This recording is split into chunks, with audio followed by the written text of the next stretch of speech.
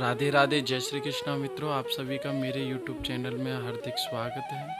आज हम भगवान के भक्तों की रस कथा श्रवण करेंगे। संत चरणामृत की अनंत महिमा है। नातः परतरम तीर्थ वैष्णवांग्री जलाछुवा तेषां पाद जलम शुद्धम गंगामपि पुनाति ही। वैष्णवों के मंगल में चरणोदक से बढ़कर कोई तीर्थ नहीं है। उनका पवित्र पादोदक तो पावनी गंगा को भी पवित्र करने वाला होता है। पुनः गंग नहाए सहसवा द्वारावती सत जानी, संत चरण जल जो पिए तुले न ताई समान। संत श्री रसिक मुरारी जी के संतों के श्री चरणामृत में बड़ी निष्ठा थी। अतः बड़े भावपूर्वक मटकों में भर भर कर संत चरणामृत रखते, उसकी पूजा आरती एवं दंडवत प्रणाम करते। श्री वृंदावन में श्री निम्बार्क कोट स्थान में श्री भक्तमाल जी के सुमेरु संत शिरोमणि श्री तुलसीदास जी का चरणामृत रखा है। निष्ठावानों के लिए कुछ भी अशक्य नहीं है। एक दिन श्री रसिक मुरारी जी के यहाँ भंडारे में बहुत से संत प्रसाद पा रहे थे। आपने एक शिष्य का संतों के प्रति हृदय का भाव जानने के लिए उसे आज्ञा देकर भेजा कि जाकर संतों का चरणामृत अच्छी प्रकार से ले आओ। उसने लाकर कहा कि मैं सब साधुओं का चरणामृत ले आया। श्री रसिक मुरारी जी चरणामृत पान कर बोले कि क्या कारण है कि आज चरणामृत में पहले जैसा स्वाद नहीं आया। फिर वहाँ समाज में जितने लोग उपस्थित थे उनसे बोले कि आप लोग भी मन को एकाग्र कर पान करो, देखो पहले जैसा स्वाद आता है। परंतु वे बेचारे तो श्री संत चरणामृत की अनंत महिमा में से कण मात्र भी नहीं जानते थे। अतः वे भला क्या स्वाद बतावे। आपने निश्चय करके जान लिया कि यह किसी संत को चरणामृत लेने से छोड़ आया है। अतः जोर देकर पूछे कि सही बताओ, तुमने किसी संत को छोड़ा तो नहीं है। तब शिष्य ने कहा, गुरुजी एक कोढ़ी संत थे, मैंने उन्हीं का चरणामृत नहीं लिया। आपने कहा जाओ उनका भी चरणामृत लेके आओ। तब शिष्य उनका भी चरणामृत ले आया। आपने स्वयं पान किया और दूसरों को भी दिया। आपको वह चरणामृत पीने से अपार सुख मिला। आपके नेत्रों से प्रेमाश्रु बह चले। भगवत भागवत प्रसाद चरणामृत का दिव्य स्वाद होता है, परंतु इसका अनुभव सबको नहीं होता।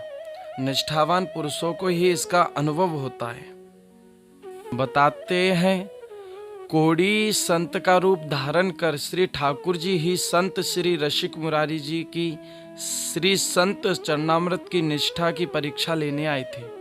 श्री रसिक मुरारी जी ने कहा, संत तो साक्षात भगवत स्वरूप होते हैं, तो जब भगवान दिव्य होते हैं तो संत भी दिव्य होते हैं, और जब संत दिव्य होते हैं तो उनका रोग भी दिव्य होता है। फिर उनके चरणामृत से घृणा कैसी। पुनः किसी प्रकार व्याधि हो जाने से संत की महिमा में कुछ अंतर नहीं होता है। श्री गौरांग महाप्रभु जी कहते हैं, जैसे गंगा जी में फैन पंख ये दोष जल के गुण धर्म है, इससे गंगा जी का महत्व कम नहीं होता है। उसी प्रकार से श्री भगवत भक्तों के स्वभाव में तीक्ष्णता आदि एवं शरीर में रोग रोष आदि को देखकर भी उनमें प्राकृत नहीं देखना चाहिए।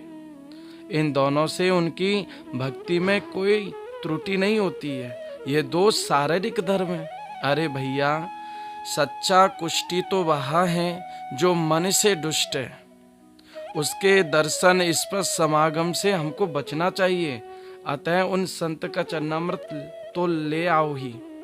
श्री रसिक मुरारी जी ने उन संत का चरणामृत स्वयं पिया और अन्यों को भी दिया। बताते हैं कि एक कोढ़ी को वह चरणामृत पिलाएं तो वह तत्काल निरोग हो गया, और एक बीमार बालक को पिलाएं तो उसकी बीमारी दूर हो गई। आपके द्वारा चरणामृत के बहुत से चमत्कार देखे गए। एक बार एक बालक को काले नाग ने डस लिया था। आपने संतों का ही चरणामृत पिलाकर उसे अच्छा कर दिया। एक ब्राह्मणी आपकी शिष्या थी, उसका पुत्र भी किसी असाध्य रोग से पीड़ित था। वह हार कर आपके पास अपने पुत्र को लाई। आपने उसे संतों का चरणामृत पिलाया, वह अच्छा हो गया। कुछ दिन बाद उसी ब्राह्मणी का दामाद आया। जब उसने यह बात सुनी तो उसे विश्वास नहीं हुआ। उसने श्री रसिक मुरारी जी के पास आकर संतों की, संत चरणामृत की एवं श्री रसिक मुरारी जी की खूब निंदा की। आपने कुछ नहीं कहा, परंतु देवी इच्छा से घर जाते ही उसके पेट में असह्य पीड़ा होने लगी। बहुत उपचार किया गया परंतु कुछ लाभ नहीं हुआ। अंततो गत्वा वह ब्राह्मणी उसे भी लेकर इन्हीं के पास आई।